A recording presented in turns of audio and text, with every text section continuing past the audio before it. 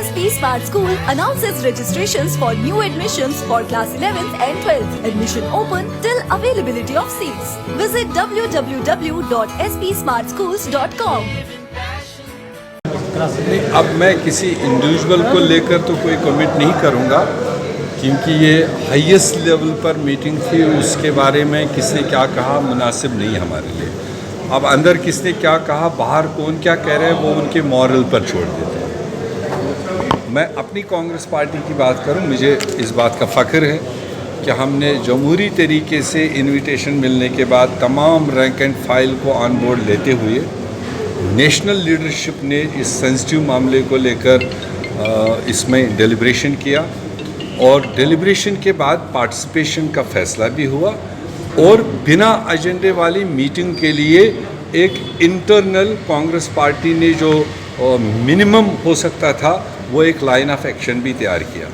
वही वजह रहा कि जब अंदर गवर्नमेंट साइड से कोई एजेंडा नहीं बताया गया और फाइनली कांग्रेस को ही पहले बोलने का एक मौका मिला, तो मुझे खुशी है कि जिस तरह से कांग्रेस ने वहाँ पर पिछले 5 अगस्त 2019 से लेकर आज तक जो मोदी सरकार ने यूनिलेटरल डिसीजंस, कॉन्स्टिट्यूशनल हो, डेवलपमेंटल हो, जम्मू कश्मीर के किसी भी बारे में जो फैसले लिए वो यूनिलेटरल, और उसके इम्प्लीकेशंस हमारे लोगों को किस तरह से भुगतना पड़ा, किन तकलीफ़ों में से जूझना पड़ा, वो चाहे ट्रेडर्स हो, वो चाहे स्टूडेंट्स हो, किड्स हो, मतलब माइंस में इफ़ेक्ट करने वाले लोग हो, रोड सेक्टर में, ट्रांसपोर्ट सेक्टर में, ये सारा माशरा है और उनका कमर तोड़ सिचुएशन मोदी सरकार के यूनिलेटरल फैसलों ने पैदा किया।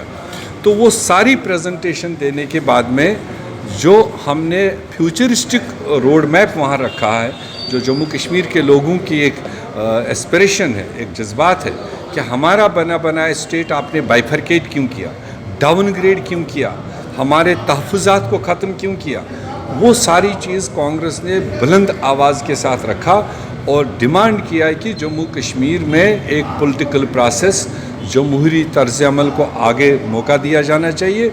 जल्द अज जल्द यहाँ पर एक पॉपुलर सरकार लोगों को बनाने का मौका दिया जाना चाहिए।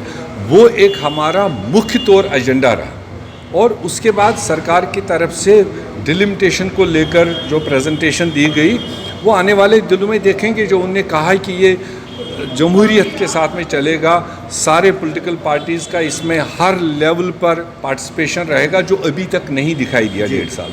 अब अगर आगे ऐसा कोई अमल वो उठाते हैं, तरीक़ेकार उठाते हैं कि जिसमें स्टेट में भी, डिस्ट्रिक्टों में भी, तहसीलों में भी, जहाँ जहाँ इस पर डिबेट होगा वहाँ तमाम पॉलिटिकल पार्टीज़, तमाम सोशो पॉलिटिकल ऑर्गेनाइजेशंस को भी इस्तेमाल किया जाएगा, ताकि ट्रांसपेरेंट तरीके से अगर ये डिलिमिटेशन आगे बढ़ता है तो कांग्रेस को कोई आपत्ति नहीं है। मेरे साहब, आपको लगता है ये जो भाजपा वाले जमहूरियत तो समझते नहीं हैं, न उनके पार्टी में है तो न उनके दिमाग में है, वरना देश तो इफ़हाम तफहूम से ही चलता है, वो बिल्डोजिंग से नहीं चलता है।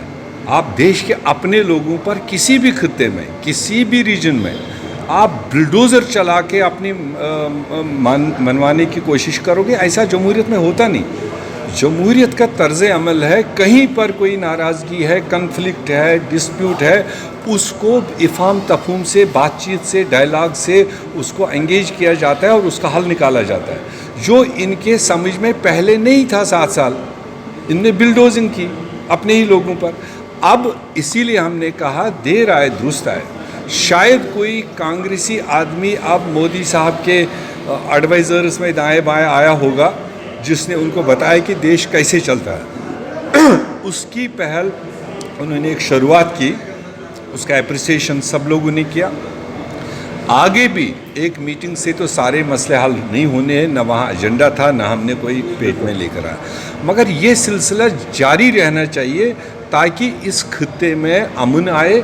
अमन होगा तो तरक्की होगी, तो तरक्की होगी तो लोगों में खुशहाली होगी। तरीक़ेकार यही होना चाहिए अगर वो आगे रखना चाहिए।